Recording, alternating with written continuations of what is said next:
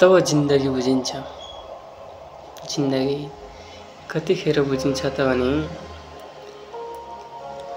जब काँधमा झोला भिरेर दूर पराई सहरको चोक छेउै गल्लीको पेटीमा एक बच्चा लुसुक्क परेर आमाको पछ्यौरा समाउँछ।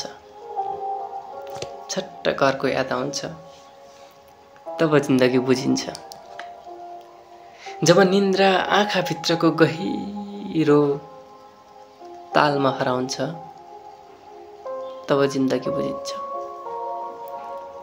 जब रासन पानी बिजुली भाडा शब्दसँग जुहारी पर्छ, जब कुनै भए रमाउने दिल थोरै थोरै डराउन थाल्छ, जब काँधमा जिम्मेवारी बोराको बोरा पर्न थाल्छ तब जिन्दगी बुझिन्छ। जब रोएरै खेलौना लिनेवाला हाँसेर पीडा लिन थाल्छ, जब पत्थर जस्तो मुटुलाई फूलसरी तोडिदिन्छ, जब प्राणभन्दा प्यारो कोही बीच बाटोमै छोडिदिन्छ तब जिन्दगी बुझिन्छ।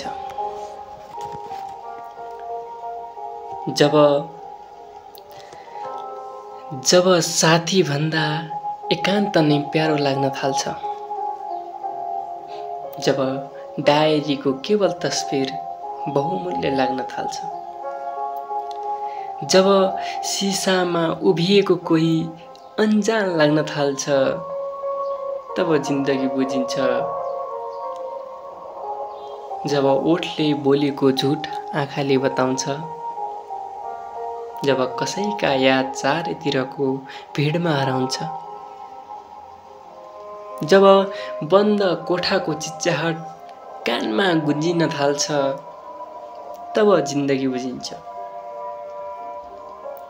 जब बुझ्न थालिन्छ कि हुँदैन गन्तव्य सोचे जस्तो, यहाँ दूर दूरसम्म केवल बाटो ढुङ्गा माटो मात्र देखिन्छ, जब घाम मध्याह्न पुग्दासम्म पनि अँध्यारै देखिन्छ,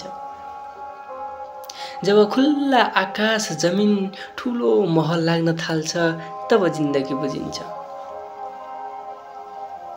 जब जुनमा होइन उदास र एक्लोपन देखिन्छ, जब जुनमा होइन उदास र एक्लोपन देखिन्छ, जब कानमा गीतको धुन होइन शब्दको पीडा गुन्जिन्छ, जब सारा दिनभरि बचाएर राखेको आँसु राति सिरानीमा पोखिन्छ तब जिन्दगी बुझिन्छ।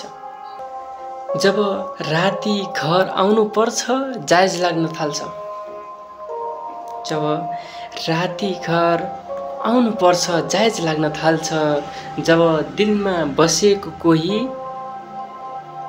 चुरोटमा बस्न थाल्छ, जब विज्ञानको वैज्ञानिक कवितामा रम्न थाल्छ, जब अटेरी गरेर कसैको कुरा नसुन्नेवाला कविता सुन्न थाल्छ तब जिन्दगी बुझिन्छ।